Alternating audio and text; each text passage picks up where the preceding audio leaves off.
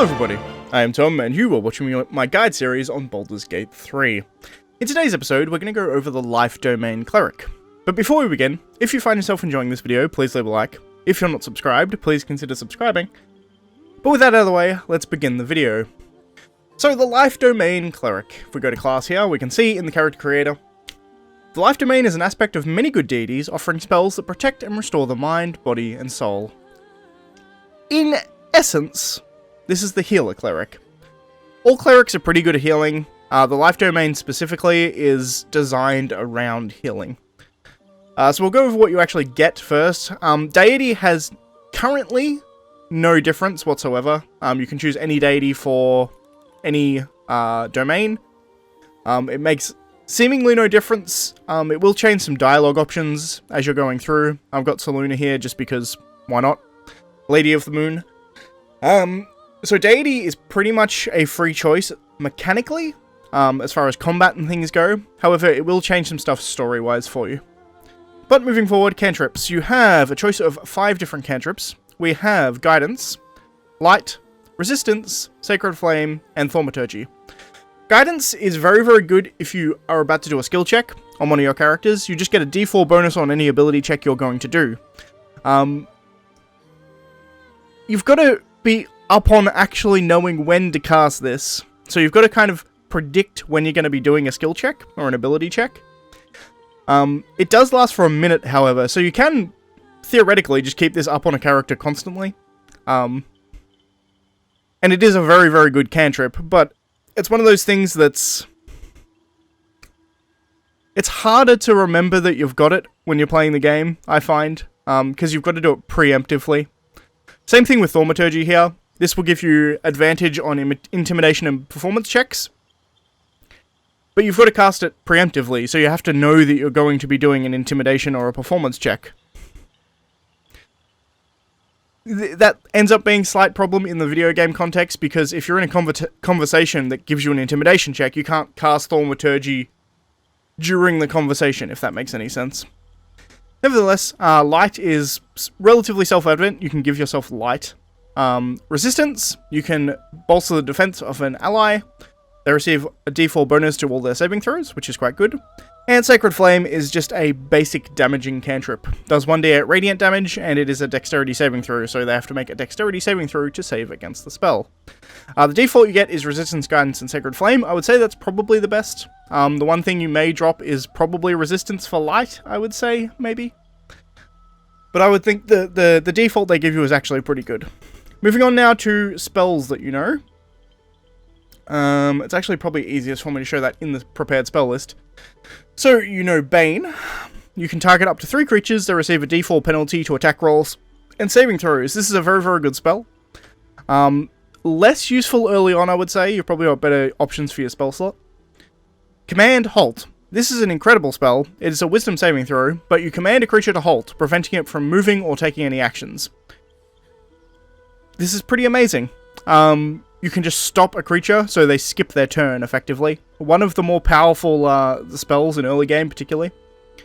Create Water, you can just create water. Very good for getting rid of fire. Good for comboing. You can do... If you have a wizard in the party that has some electric spells, it can combo with water quite nicely. There's a few things you can do with water, but mainly you're going to be using it to put out fire, more so than anything else. We have Guiding Bolt. This is an evocation spell, so it just does damage. But it does 4d6 radiant damage, which is quite impressive. It also gives you advantage on the next attack against that creature if you hit them. So you call forth a beam of light, you deal 4d6 radiant damage, and grants advantage on the next attack against the target. That doesn't necessarily have to be your attack, it's just the next attack that goes against it has advantage, no matter who is attacking. Which is useful.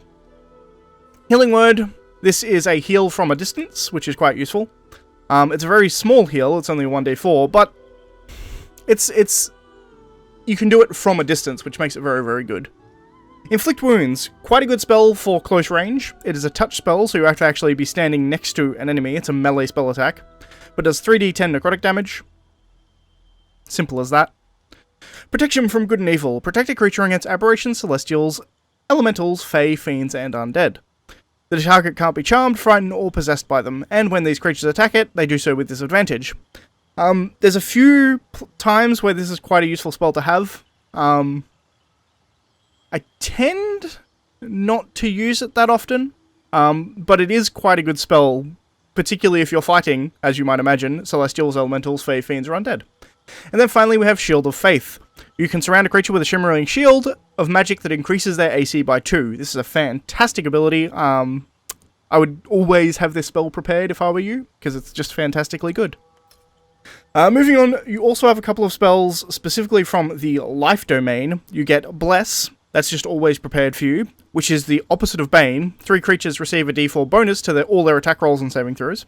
And you get Cure Wounds, which is a stronger heal, but you have to actually touch the target to be able to heal them, so you need to be standing next to them to heal them. As for what you get as class features, you get all your spell slots, as I've already gone over. You get Wisdom saving throw proficiency, as well as Charisma saving throw proficiency.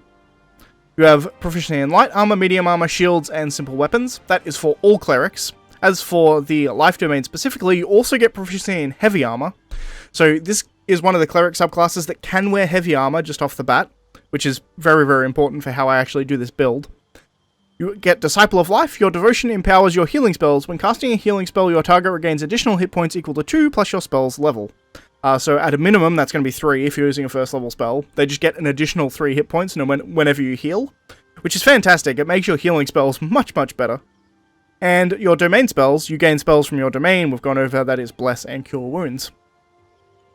So that's everything we've got for here.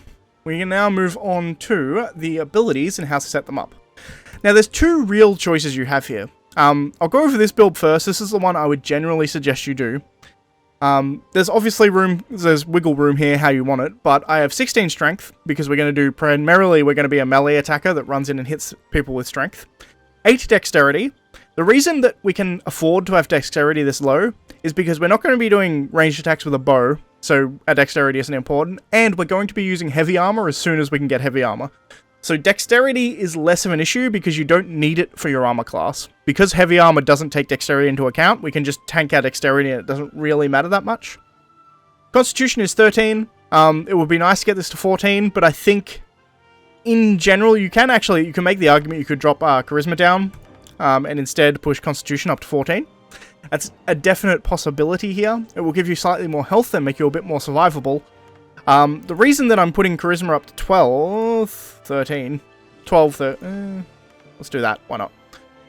The reason I'm having Charisma at 12 is just because usually if this is your main character, your like created character, they're usually going to be doing most of the conversations, so you probably want at least a +1 in all of these kind of social skills like Deception, Intimidation, Persuasion.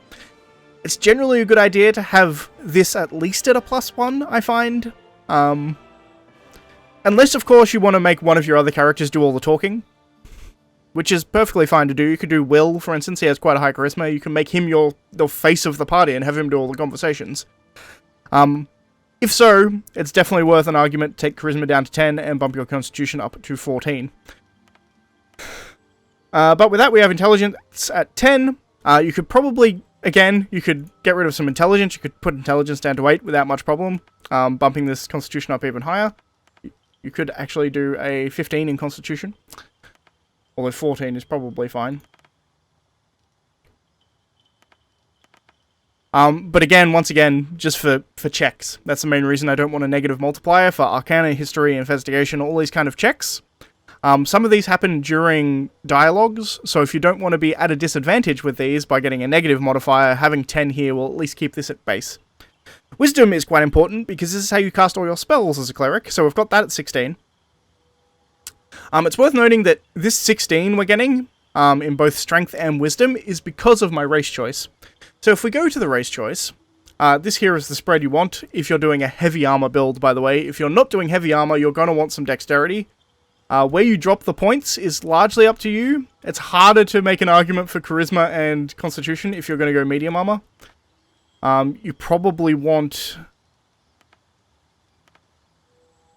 honestly, something closer to that if you're going for a medium armor build, because you want that +2 in dexterity.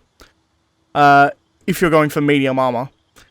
That's why I prefer the heavy armor build, because it means that you have more points to spread in more key areas, if that makes any sense. Put intelligence up to 10, 16, 16, constitution.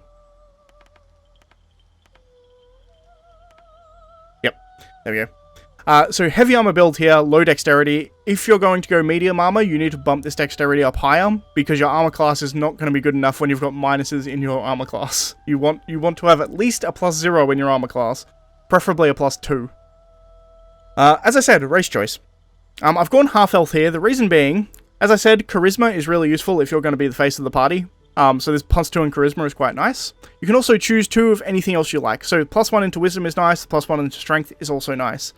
You could also make the argument, if you are going to do a medium armor build, that you can put your +1 into dexterity here instead. That's also a fair point. But if you don't want to do a half elf, I just like half elf. I think it's probably one of the better choices. Other good choices here, you can do a dwarf, specifically a gold dwarf, because they get a +1 into wisdom and a +2 into constitution. So that's also a fairly good choice. Human, always a good choice for pretty much any class, because they get a +1 into everything. Aside from that, there isn't a great choice, because nothing else will give you a bump into wisdom. So human, gold dwarf, and half elf of any variant, doesn't really matter. It's probably going to be a better choice. As I said, I tend to like half elf because of this charisma bonus. But I think that's everything for character creator. So now we can move on to the level ups. Alright, so for the first level up, we get Channel Divinity. We only have Turn Undead for now, which allows us to, quote-unquote, turn undead, which essentially makes them terrified of us and they run away. So any undead in an area around you will get terrified of you and attempt to flee. We can do that once per... Well, we can do that using our Channel Divinity. We only have 1 at level 2. We also get extra spell slots, as well as Preserve Life. This is also a Channel Divinity. Evoke a healing energy that restores 3 times 1 hit point to allied creatures. This will go up as we level, but essentially it's just a group heal, effectively. You can heal your entire party. Other than that, we don't get anything extra as far as our spells go. We don't get any extra spell slots or anything like that. We do, however, know 1 extra spell. I'm going to drop that instead to take... Do we know 1 extra spell? No, it's just changed my known spells. I don't know why it's done that. Anyway, I will be back for level 3 level up. Alright, so we've now hit level 3, and with level 3, we get extra hit points, as with all level ups. We also get 1 more level 1 spell slot, and 2 level 2 spell slots, so we now have access to level 2 spells, which unlocks for us Blindness, so it's a level 2 spell that makes someone blind. Hold Person, you can paralyze a humanoid creature. Prayer of Healing, it does healing to all of your allies around you.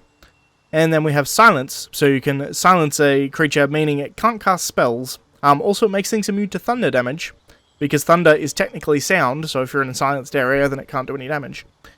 Also, as this subclass, we get Lesser Restoration and Aid, always prepared. Also, I happen to be a half drow, so I get this as well. This is only going to be a thing if you're a drow. This is a race-based thing. But that's it, all we get for this level up. There's not a whole lot of choices with the level up for Cleric. A lot of it is just you get new stuff. Alright everyone, so for level 4, I'm not actually going to go through and get to level 4 in game, because it actually takes quite a long time, and the only thing you get is a feat. And I can relatively easily just go over what feats you want, or rather what feats I would suggest you go for. Firstly is the obvious one, which is the ability score improvement. Just put this into whatever you want, usually wisdom or strength, for a cleric. However, the other possible choices that I think are quite good here is tough. Particularly if you're going to be a melee fighter, having additional hit points is always good, and 2 additional hit points per level up is outstanding. So you're just going to straight up give yourself 8 hit points at level 4, which is fantastic. Next we have Defensive Duelist. When you're attacked with a melee attack, you can use your reaction to increase your armor class, potentially causing the attack to miss. Effectively, one attack per turn, you can have a higher armor class for that attack. It's very useful. It essentially just makes you more bulky. As I said, this is kind of geared towards a tank, is usually how I play these guys. I play them as a tank who then heals. And going on with that theme, we also have Shield Master. You gain +2 bonus to your dexterity saving throws when wielding a shield. That's less relevant. It's useful, but less relevant. If a spell forces you to make a dexterity saving throw, you can use your reaction to shield yourself. On a successful save, you take no damage. Where this is beneficial is usually going to be in later game D&D, to be perfectly honest. For instance, Dexterity saving throw, a Dragon's Fire Breath would be a Dexterity saving throw. So you can use your shield to just block all of the damage rather than taking half, so that's kind of fantastic. But they're kind of the four main ones, well, three main ones plus ability score improvement that I would suggest for this particular cleric. Alright, and we're back. For the very last part of this, I'm just going to go over some key equipment that you can get relatively easily. I'm not going to go over some of the more intricate things to pick up, but some of the very easy things you can pick up that will help a lot with this build. Two notable things, well, I guess three notable things. Firstly, heavy armor. As I said, my stats are set out in such a way that I'm really focusing on heavy armor because we have this very, very low dexterity.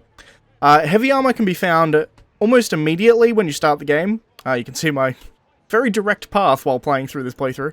But almost directly after you spawn into the beach, come up here to this ruin here. One of the bandits in here is wearing heavy armor, so you can beat the bandits and take it off him. Also, there's a chance that it spawns in one of the sarcophagi underneath. So there's two possible locations for heavy armor there. The guaranteed one is on that bandit, but if you just sneak past them all and go into the sarcophagus underneath, specifically if you come down this path right here and go through this door, you can go past all of the undead guys, and then you can actually look into the sarcophagus, and there's a chance that you could spawn heavy armor in there. Ring mail is what you can get. It's 14 AC, with no effect from dexterity. But if you can't find one in the sarcophagus, you can just kill these bandits. There's one of these bandits underneath who has a guaranteed drop of heavy armor. Next up, we have the Hellrider Gauntlets. Let's go to actual... Here we go. The Hellrider's Pride, Uncommon Gloves. A waft of sulfur emanates from these proudly kept pieces. A Hellrider, by the way, is someone who... they're essentially like cars and motorbikes that get ridden, powered by souls in the 9 hells. It's pretty badass, but nevertheless, Hellrider's Bride, you can get these off Zevlor, he will sell them to you. Zevlor is the main leader of the Tieflings in the Druid's Grove. But what this does is, for starters, it gives you +1 in your strength saving throws, which is nice, but specifically it gives you Helm's Protection. When you heal another creature, it gains resistance against bludgeoning, piercing, and slashing damage dealt by weapon attacks. So whenever you heal another creature, it gets Blade Ward. That's fantastic, because you're going to be the main healer of the group. You can see here we have lots of healing spells by the time we're level 3. So this does a huge amount. It gives you extra defense whenever you heal a creature. So you heal them up and they're less likely to take even more damage. And the next thing we have is the Whispering Promise. This is somewhat rarer, but also very easy to manipulate to be able to get guaranteed. But what this does is it's a ring. A soft soothing voice floats from this ring, reciting a prayer over and over. The wearer of this ring gains Blessed Mercy. When the wearer heals a creature, it also receives a d4 bonus to attack rolls and saving throws. So what this is Bless. You see here, this Bless effect. d4 to attack rolls and saving throws. So when you heal a creature, not only does it get Blade Ward, it also gets Blessed. So very, very powerful healing if you have both of these items. The Whispering Promise is a ring that is bought from a trader in the Goblin Camp, specifically... Oh. I've got to actually find him now. Here he is. Novice Grat. He's a trader here. If you talk to him, if you got a coin, let you see what he has. His inventory is actually randomized, and all of the vendors in this game, their inventories get re-randomized every time you end the day. So if he doesn't have the ring for you, you can go to camp, end the day. You end the day, you sleep, you come back exactly where you were, and talk to him again. It is a very rare chance that he sells this ring. I got lucky on this time that I bought it. I got like the second time I went to him. But usually it takes like 4 or 5 times of resetting the day before he will actually sell the ring. But it is a very, very good ring for a healer. But with that, I think we've covered pretty much everything I need to cover for this character. If you have any questions, please leave them in the comments down below. But if you like the video, please leave a like. If you're not subscribed, please consider subscribing. And as always, thank you for watching, and I'll see you next time. Bye, guys.